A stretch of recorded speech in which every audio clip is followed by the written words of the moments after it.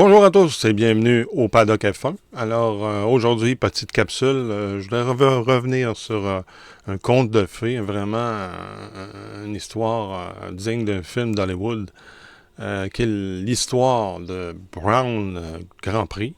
Donc, je fais un petit retour en arrière. Vous vous rappelez de BAR, BAR qu'on appelait Bar Honda, BAR Honda, l'écurie British American Racing, qui était commandité par British American Tobacco, l'agent de Jacques Villeneuve, qui était Craig Pollock, qui était le propriétaire de l'écurie. Je ne sais pas si vous vous rappelez, Jacques Villeneuve avait des parts là-dedans aussi, a couru avec Jenson Button, entre autres, pour cette écurie-là. L'écurie assez particulière où la première saison d'opération de l'écurie Bar Honda, on avait deux voitures complètement différentes. Parce qu'il y avait un cigarettier, British American Tobacco. D'un côté, vous aviez le Lucky Strike. De l'autre côté, vous aviez le Triple Five. Puis Bernie Ecclestone, qui était le président de la FIA à l'époque, avait dit non, vous avez pas le droit d'avoir deux voitures différentes pour la même écurie. Il faut que les voitures soient pareilles. Alors, ce qu'on avait fait l'année d'ensuite, on avait comme créé un design où la voiture était séparée en deux. D'un côté, vous aviez les couleurs de Lucky Strike, et l'autre côté, vous aviez Triple Five, et c'était séparé par une fermeture éclair dans le milieu. C'était assez original. Donc, ça, sûrement que ça vous dit quelque chose.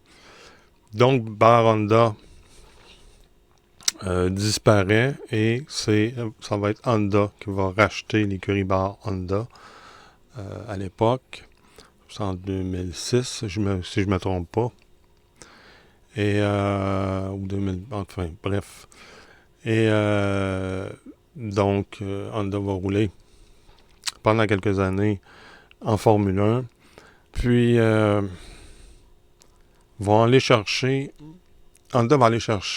pour développer la voiture, parce que ça va pas très bien au début pour Honda, pour l'écurie Honda. Ils vont aller chercher un gros nom.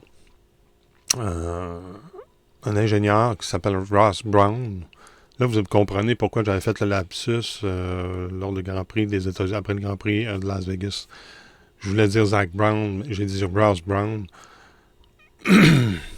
C'était un lapsus que j'avais fait. Mais là, si on parle vraiment de Ross Brown, Ross Brown, c'est qui? Écoute, il a commencé, lui, il est arrivé chez Benetton en même temps que Schumacher. Donc, les deux championnats de Schumacher chez Benetton, on les doit à Ross Brown. Par la suite, Ross Brown va s'en aller chez Ferrari et Schumacher va le suivre. Et là, il va remporter 5 autres championnats. Donc, qui est à l'arrière des championnats et des succès de Michael Schumacher? C'est Ross Brown qui avait dessiné les voitures.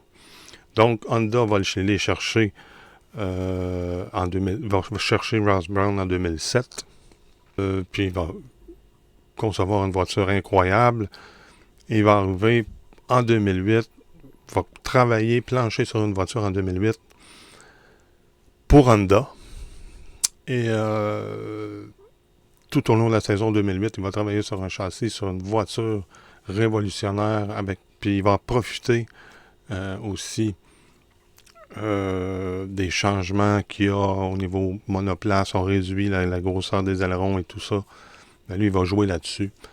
Donc, il va développer une super voiture pour 2009. Mais là, on est en 2008.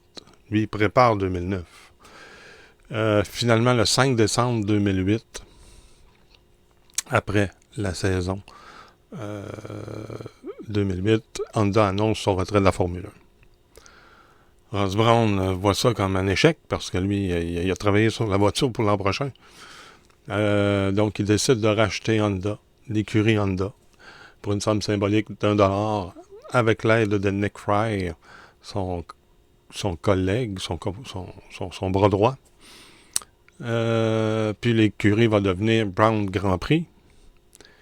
Et il va chercher des motoristes. Oui, lui, il a des contacts avec Ferrari. Il essaie d'avoir un contrat avec Ferrari. Ferrari demande un prix de fou pour la location des moteurs.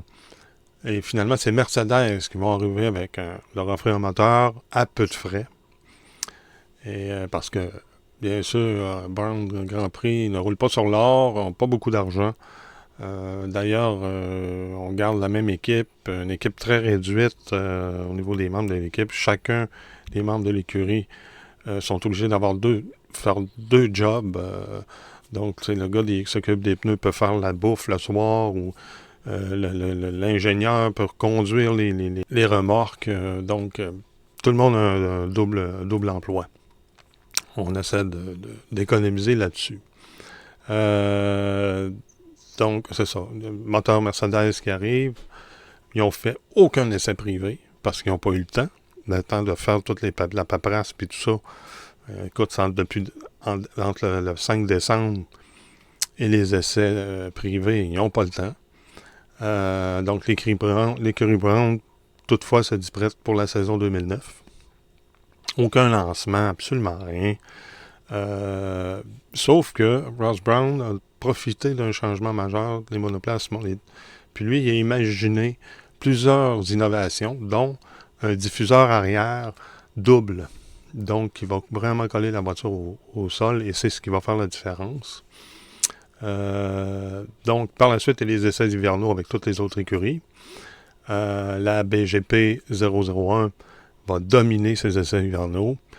Puis les autres écuries vont dire « Ah, ils trichent, ils ont une voiture trop légère, ils roulent avec très peu d'essence, c'est pour ça qu'ils sont rapides. » Donc, les deux pilotes qui étaient chez Honda qui se retrouvent chez Brown Grand Prix sont Jenson Button, qui lui espère encore un championnat du monde. Il n'a jamais été champion du monde. Pourtant, c'est un excellent pilote, puis il a eu des bonnes voitures, mais il n'a jamais eu la chance de remporter le titre. Et il y a Rubens Barrichello aussi, qui lui, Rubens, a des contrats à chaque course, parce qu'on n'est pas sûr d'avoir assez d'argent pour l'engager. Alors, eux tripent sur la voiture, ils trouvent la voiture super rapide, très compétitive.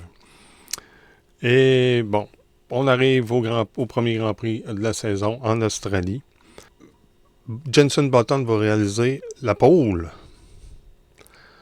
Et Barrichello ne sera pas trop loin, ce qui fait que à la fin de la course, qui qu'on retrouve sur le podium, Rubens Barrichello et Jenson Button, donc ils font un doublé au premier Grand Prix. C'est la première fois que ça arrive dans la Formule 1 moderne, qu'une nouvelle écurie réalise un doublé à son premier Grand Prix.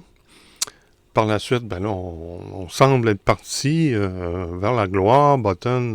Quand Button n'est pas à l'avant, c'est Barrichello. Bon, ça va très bien jusqu'à la deuxième moitié de saison, qui va être plus difficile parce que là, les écuries voient ça, copient le double diffuseur de Brown Grand Prix, et là, ils se mettent à être plus compétitifs. Alors que chez Brown Grand Prix, on n'a pas d'argent. On n'a pas d'argent pour développer la voiture. Il n'y a aucune amélioration qui est apportée en deuxième moitié de saison, ce qui fait qu'on se fait rattraper, mais on reste quand même compétitif. Puis on a de bons pilotes aussi. Donc, finalement, Button va remporter le championnat du monde des pilotes en terminant 5e au Brésil, dernière course de la saison.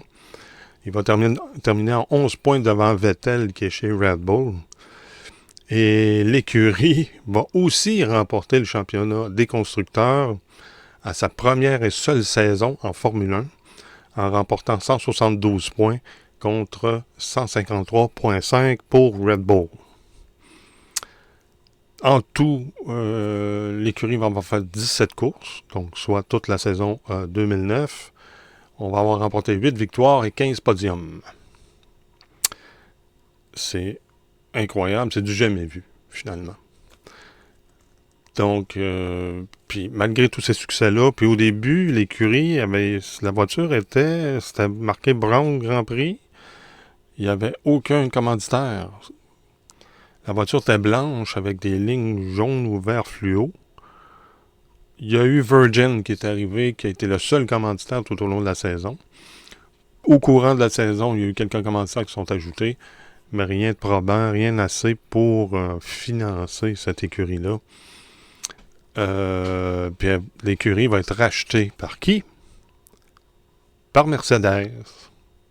Et ça va devenir l'écurie Mercedes, celle qu'on connaît aujourd'hui.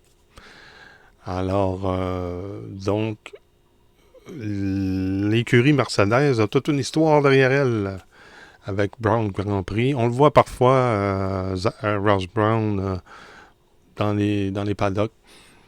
C'est un ingénieur brillant.